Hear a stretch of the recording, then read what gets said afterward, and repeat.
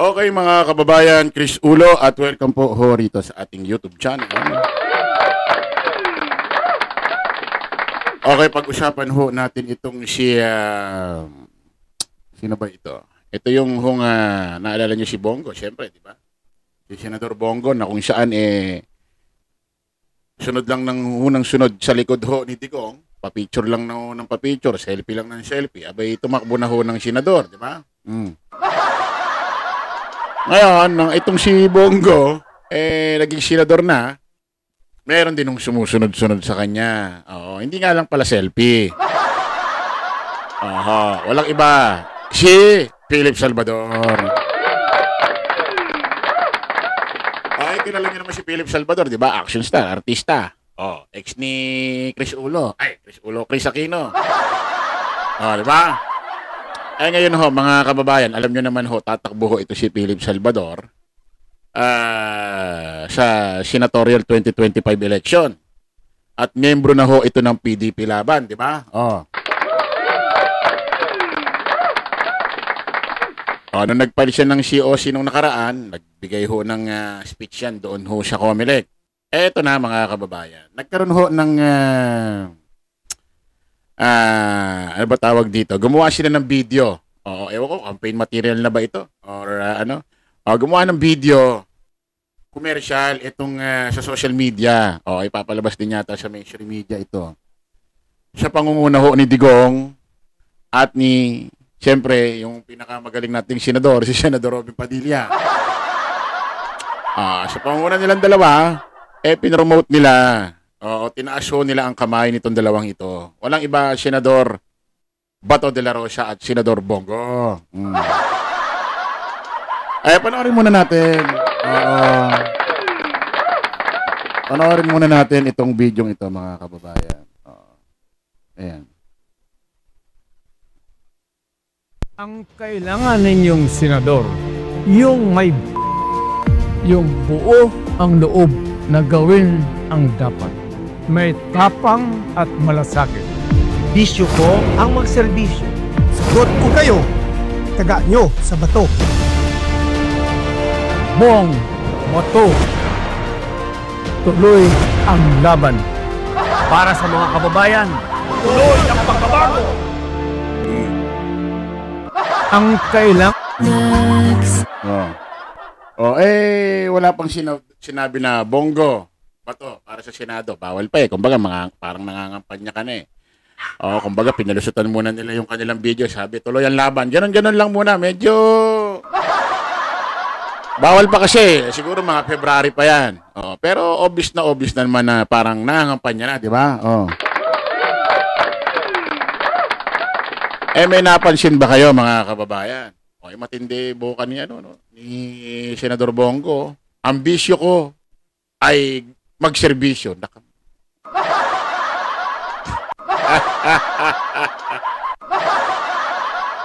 Hindi, no?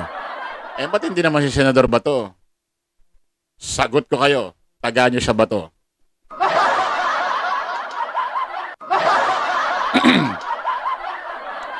Dapat, sinasabi mong sagot ko kayo, dapat sinagot mo yung mga yung mga biktima ng war on drugs, extrajudicial killing nung panahon nyo ni Digong. Kasi mamamayang Pilipino yon. Ba? May napansin ba kayo sa bidyong to?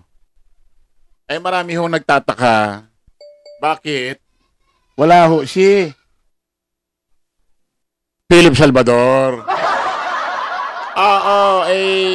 Umiikot ho ang mga iba't ibang opinyon. Opinyon ho ng mamamayang Pilipino, iba't ibang ano ba tawag doon? Espekulasyon.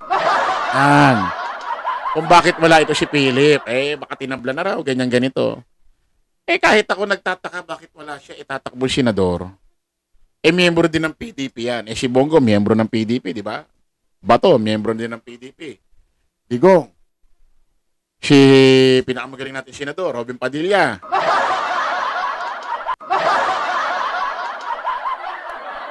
Kasama na yung mga longest. Marami yung nagtataka, wala si Philip Salvador. Ako tingin ko hindi kaya dahil dito sa bidyong ito. Kaya itong si Philip Salvador, baka talagang tinablan na ni Digong dahil hindi maganda ang ginawa niyang statement. Para kay Digong. Yung ginawa niyang statement nung nag-file siya ng COC sa COMELEC. Okay, pakinggan natin.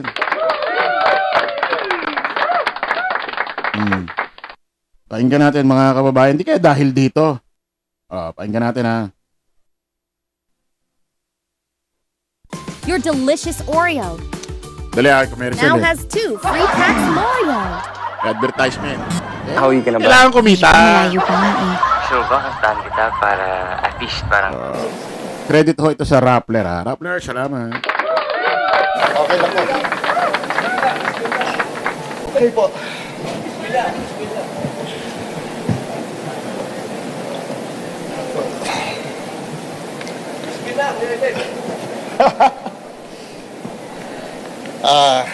Magandang tanghali po sa kanilang lahat.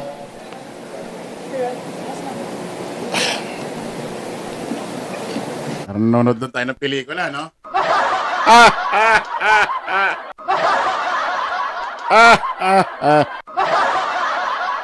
Pakinggan natin, play natin ha. Hindi ko na pakita sa inyo yung video ha. Baka makaka-copyright pa tayo. Hindi naman alam nyo naman mukha ni Philip, hindi naman nagbabago yan. Ganyan na talaga yan. Play natin.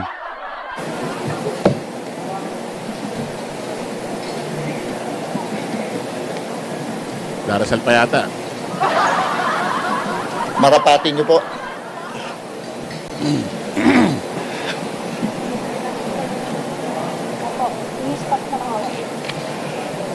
Habang nakatayo ako sa harap ninyo po, isang dedikadong magiging lingkod bayan at nakatuon ako sa pagtugon sa mga pangunahing issue ng humahadlang sa ating mahal na Pilipinas.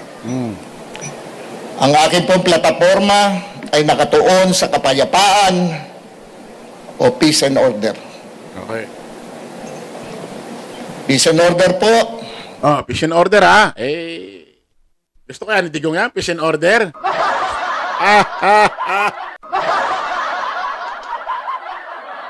Mag-unistili ka, Philip Salvador, kapayapaan ang gusto mo. Baka hindi gusto ni Digong yan.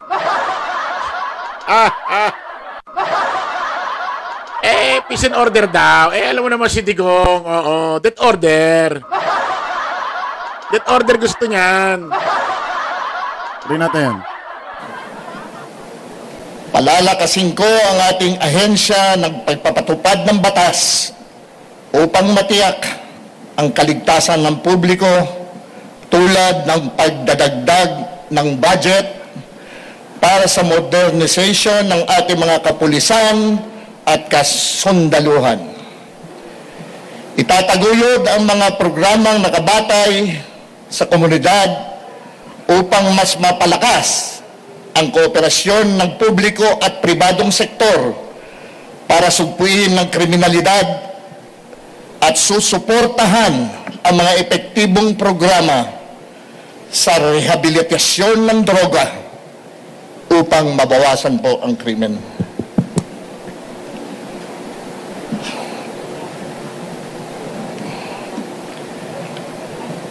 Nais ko pong maibalik yung hindi na matatakot ang mga pamilya na nakakasiguro sila na makakauwi ang kanilang mga anak sa kanilang bahay. Narinig niyo, sabi ni Philip isa sa magko-concentrate siya yung hindi na matatakot ang yung mga kapamilya makakabalik sa bahay pag pumasok. Kasi si Kian de los Santos, nung lumabas ng bahay, bibili lang ng yero, di na nakabalik Hindi rat-rat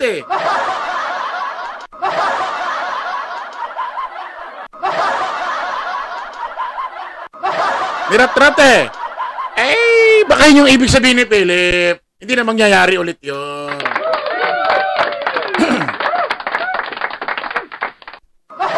Ayun natin. Na hindi makikidnap, hindi magagahasa, hindi mapapatay. Gusto ko pong siguraduhin na mabawasan, kung di man mawala lahat, ng mga drug addicts na nagkalat na naman kung saan-saan. Sir. Sir, excuse me po. Sir, time is up. 2 minutes na. Tapos na raw agad. Nagsisimula pala na. Inaawat agad nung inaawat na yata agad ng taga-Comelec. Tapos na raw. 2 minutes lang. Time is up na raw. Dami kasing pakasali kanina ni Philip eh. Ang dami mo.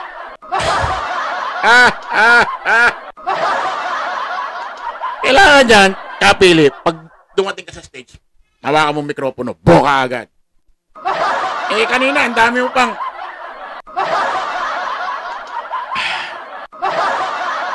Kita mo, nagsisimula pa lang, wala pa sa 1/4, natapos na. Pero itutuloy, pagbibigyan. Tuloy natin. Wrap up ko na lang po. Sige po. Okay. Yan po ang aking plataforma. Ako po'y naniniwala na marami pa rin pong mga pulis na matitino. At huwag nyo lamang hong lalaliman ang inyong mga tanong. Nakaready na ako. Okay, first question. Nico? Yes, sir.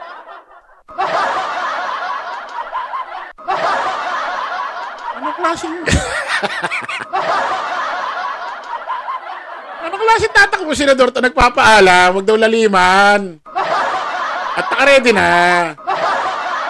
Huwag nyo lang lalaliman yung tanong nyo, nakaredy na ako ha. Anong klase? Ay, Digong, saan ba pinagkukuha yung mga ipanglalaban mong yung sinasama mo dyan sa PDP? Puro artista na nandiyan dyan. Baka sa mga susunod na henerasyon parang star circle quest na yan. Puro ta-artists na. Tatanungin siya ng reporter ha. Pakinggan nyo. Nico Bagsik. Magandang umaga po, sir. Sir, na-mention niyo po dyan po sa speech niyo na you're in favor of rehabilitation po when it comes to the drug addicts po. Does this mean na you don't agree po with the war on drugs of former President Rodrigo Duterte na libo-libo po yung napatay? Hindi po. Ako po'y naniniwala doon sa ginawa niya kasi nakabuti dito sa atin. Pero ngayon po, ang sa akin naman, bigyan din natin ng pag-asang ma-rehab yung mga addicts. Kasi po, maski na mga addicts yan, meron pa rin pamilyang nagmamahal sa kanila. Bigyan din natin ng pag-asang makabalik sila sa lipunan. Grabe ha! Sa tingin niyo mga kababayan, ito kayang statement, pahayag ni Philip Salvador. Kaya wala siya dun sa commercial ngayon. Ito kayang dahil sa pahayag na to. Oo, kasi ito si Philip Salvador, pro-addict. Di naman pro-addict. Di naman pro-addict. Ibig sabihin,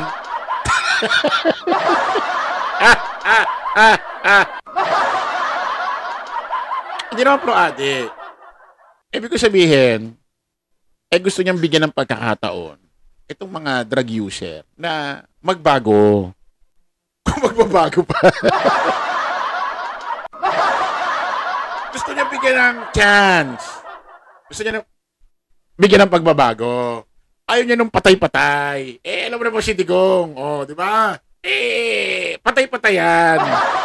Hindi pro-addict. Hindi pro-addict.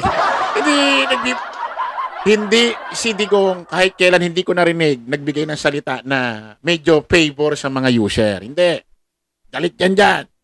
My God, I hate drugs. Pero bilyon-bilyon ang pumapasok na droga doon sa customs nung panahon niya. Sa tingin nyo mga kababayan, eto kaya medyo hindi nagustuhan ni Digong. Kasi parang magmula ron, di na yata nagkita ito parang nag-anuhan na, nag-isnaba na baka hindi niya nagustuhan itong pahayag ni Philip kasi medyo binibigyan ng pag-asa ni Philip Salvador yung mga user. Alam mo naman si Digong. Alam mo naman si Digong, galit sa mga user yan. Pero kaibigan niya si Michael Yang.